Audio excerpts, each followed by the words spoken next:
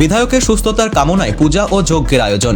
পশ্চিম বর্ধমান জেলার অন্তর্গত দুর্গাপুর ফরিদপুর ব্লকের গোগলা অঞ্চলের মাধাইপুর কোলিয়ারির মাধাইপুর তৃণমূল কার্যালয়ের পেছনে কালী মন্দিরে অমাবস্যা তিথিতে পুজো দিলেন অঞ্চল সভাপতি গৌতম ঘোষ।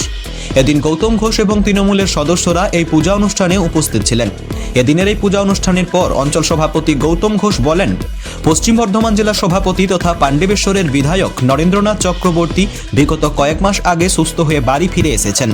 সেই সুস্থতা কামনা করে তিনি মা কালীর মন্দিরে মানত করেছিলেন যাতে দাদা সুস্থভাবে ফিরে আসেন এবং আবার সংগঠনের কাজে যোগ দিতে পারেন।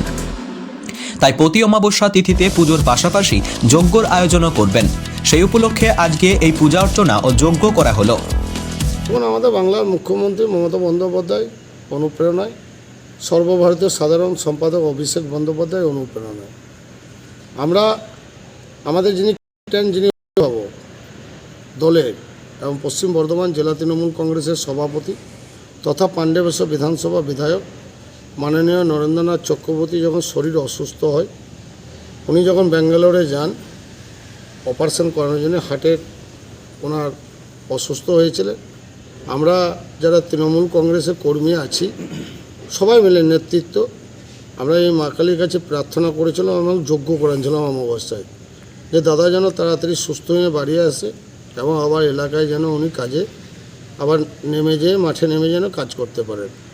সেই সময় থেকে আমরা মা কালীর কাছে প্রার্থনা করেছিলাম। আমার যেখানে পার্টি অফিস, যেখানে আমরা বসি তৃণমূল কংগ্রেসের সৈনিক কর্মীরা, সেখানে পেছনে মা কালী এবং সামনে শিব আছে, দুর্গা আছে। আমরা ঈশ্বর ভগবান মা কালীর কাছে প্রার্থনা করেছিলাম যে বাংলার মুখ্যমন্ত্রী মমতা বন্দ্যোপাধ্যায় যেন সুস্থ থাকে, অভিষেক বন্দ্যোপাধ্যায় যেন সুস্থ থাকে, সারা বাংলার মানুষ সুস্থ থাকে, আর আমাদের যিনি ক্যাপ্টেন অভিভাবক পশ্চিম বর্ধমান জেলার তৃণমূল কংগ্রেসের সভাপতি পাণ্ডবেশ্বর বিধানসভা বিধায়ক মাননীয় নরেন্দ্রনাথ চক্রবর্তী যেন সুস্থ থাকে, ওনার পরিবারও যেন সুস্থ থাকে।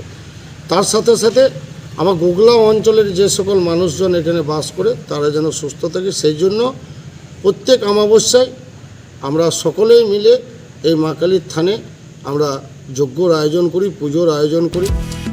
পাশাপাশি এদিনে যজ্ঞ এবং পূজা অর্চনা করার পর মাধাইপুর তৃণমূল কার্যালয়ে কেক কেটে শুভ জন্মদিন পালন করা হয় বুথ সভাপতির।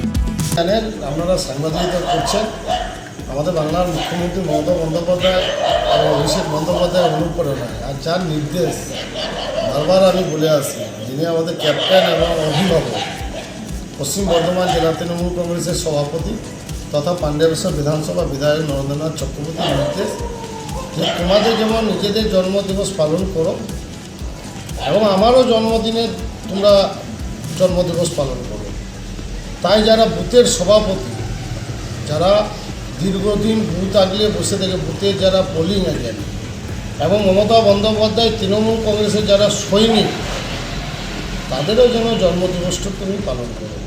তাই আমাদের মাদাইপুর গ্রামের 139 নম্বরে বুথ সভাপতি আস্তিক সূত্রধর, ওনারাই জন্মদিন, আমরা সবাই মিলে আজকে ওনার জন্মদিবস পালন করলাম বিধায়কের নির্দেশে। এবং আগামী দিনে আমরা গোগলা গ্রাম পঞ্চায়েত গোগলা অঞ্চলে আমার 23টা বুথ আছে, 22টা সংসদ। আমি প্রত্যেককে বলেছি যারা বুথের সভাপতি, পোলিং এজেন্ট, বিএলএর কাজ করেন, যারা মমতা বন্দ্যোপাধ্যায়ের সৈনিক আছেন, যারা দেওয়াল লেখন করেন, পোস্টার চিটিয়ে বেড়ায়, ঝান্ডা বাঁধে, সারাদিন বুথ আগলে যারা বসে থেকে বলেছি আমাকে একদিন আগে জানিয়ে দেবেন।